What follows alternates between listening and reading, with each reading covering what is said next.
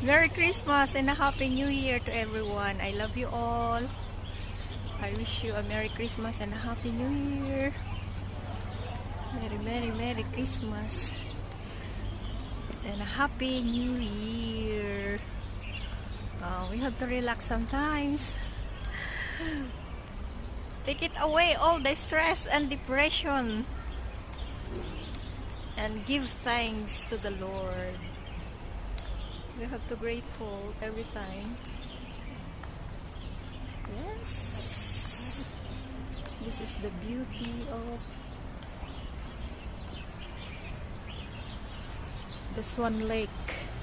This is the beauty of the Swan Lake. Oh, it's so nice.